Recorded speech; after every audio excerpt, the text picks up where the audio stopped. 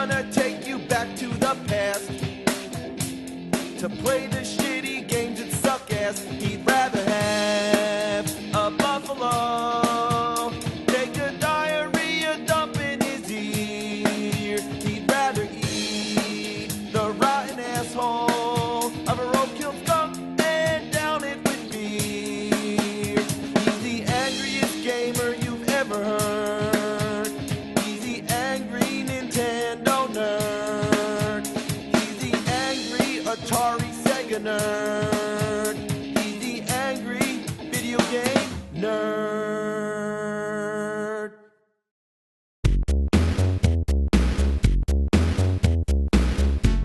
Michael Jackson's Moonwalker. Right off the bat, you want to laugh. I know you do. But think back to the 80s when everybody was into Michael Jackson. Sure, now he's a subject of joke and ridicule, but you gotta remember, I think Dave Chappelle said it best, he made Thriller.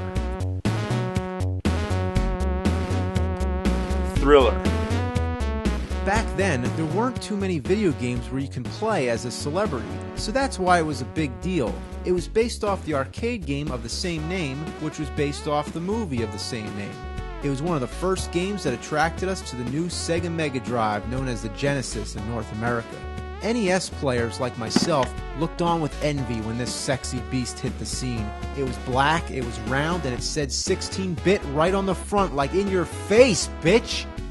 Moonwalker was one of the first Genesis games I ever played. At the time, I thought it was awesome, but other than the novelty of it being Michael Jackson, there wasn't really anything too special about it. The only question is, are you bad? Are you bad? Let's find out. Who's bad? As it begins, Michael flips a coin in the jukebox and Smooth Criminal starts up. So all you do is go around, kick fairy dust at people, and rescue kids. Yeah, you can't advance the next level until you get all the kids. Now, I know what we're all thinking here, but really, that's all it is. You're just rescuing the kids. Michael!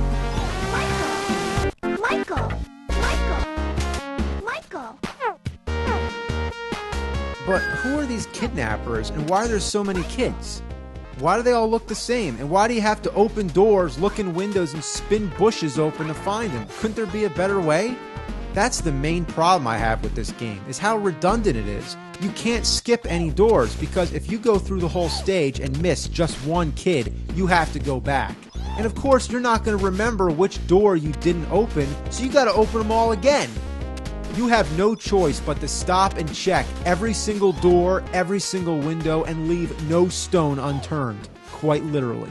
Most of the later stages don't even follow a linear pattern. They don't go from left to right or top to bottom. They're all over the place, so you're always going to be confused which spots you already checked. There's one stage where you're checking cars, but often there's a bomb in the car that you can't avoid. You don't even need to get hit by the explosion. The bomb itself hurts you. Even if you check the same car twice, there's another bomb. You have no choice but to check every car, so the only way to avoid the bombs is if you played the game so many times that you can actually remember which cars have kids and which ones have bombs. I'm also not very fond of the kick, because if your enemies are shorter than you, it doesn't help. Like these spiders, or even these dogs. They're such a bitch. Literally. A lot of animal abuse in these games. There's a variety of special moves which are kind of cool. Michael can spin, throw his hat, grab his crotch.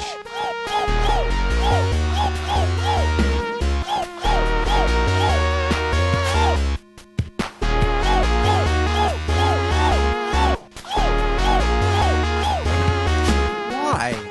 Why would they put that in a game? How could they put that in a game? It just seems by tapping buttons, you figure out all kinds of different moves that don't have any purpose. Like if you push up, what does that do? And if you hold the attack button and D-pad in the correct way, then you can actually moonwalk. But again, it has no purpose, and it usually results in taking a hit. The special moves drain your energy, and I mean a lot of it. You can make everybody dance, which takes out everyone on the screen, but what's the point of doing that if it drains half your energy? Still, it's worth it just for the amusement factor, and even the dogs dance.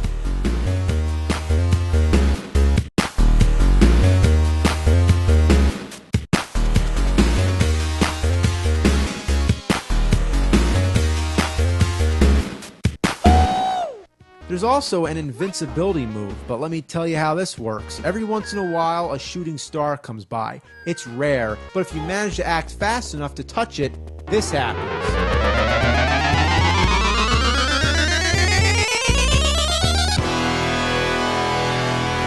Oh man, he just changed from Michael Jackson to Mecha Jackson, the king of Robopop. It's enough that you're invincible for a brief moment, but you can fly, you can shoot lasers, and you can scatter bombs all over. This is one of the most awesome things I've ever seen. Only problem, you can't rescue kids. I guess they don't respond too well to giant laser shooting robots. The navigation is a pain in the ass. In the cavern, you have to figure out that you can break the walls. If you didn't know that, you're kind of screwed. Every stage seems to have its own rules, but it's never self-explanatory. It took me a while to figure out that I needed to go down these sewers. At first, I thought they were just part of the scenery, because when you push down, nothing happens. You have to know to do the spin. Each stage, after you find all the kids, you have to fight a boss. But rather than the boss just simply appearing, Bubbles comes in and tells you where to go. So naturally, you just follow where he's pointing. But sometimes he points straight up or straight down. And you can't go that way, so you're never sure exactly where you're supposed to go. Finally, when you get to the spot, the boss appears, runs away, and then a bunch of bad guys come out you gotta fight. It's just like a little endurance round. But why can't this happen right after you find the last kid? Why does Bubbles have to lead you around? While this is happening, there's no enemies to fight. There's nothing. You're just walking to the boss. There's no purpose at all. It's like in Simon's Quest when you're walking through Dracula's castle and there's no enemies or obstacles. You just walk down steps and keep on going till you get there. It's a waste of gameplay. What's the point? Also, it's very specific where you have to stand. Like here, the boss didn't come out just because I was on this platform. I have to be on the ground. Also, this boss guy that keeps running away, even though you don't fight him, you can still take damage if you touch him. Here, I'm just walking around, looking for the boss, looking for the boss. Oh, here he is. I didn't expect that. Hey, I can't jump over him. What, I'm stuck? What is this shit? This is bullshit. God, jeez! And when you die during the boss part, you don't start right where you left off. You have to start with Bubbles again. What's the point of having to walk all the way to the boss again? Where's the thriller music? Instead, it's another part of me from the Bad album. Why would they go through the trouble of including a graveyard scene in a Michael Jackson game and not use Thriller? I guess if you do the dance move, you'll hear it. No? That's the Thriller dance, but where's the music? Only if I do the dance in stage 3-3, I get a different song, Billie Jean. Apparently, some copies of the game have Thriller and others don't. That makes no sense. At this point is where the game starts to get really hard. Look at all these zombies. You think there's enough? And that's really fair considering I can only attack one side at a time. The dance doesn't help because even if you wipe out every zombie on the screen, there's still like 10 times more on the way. So draining half your energy isn't worth it. Holy shit, there's so many zombies. So many zombies. Oh my god, there's... Like, stop!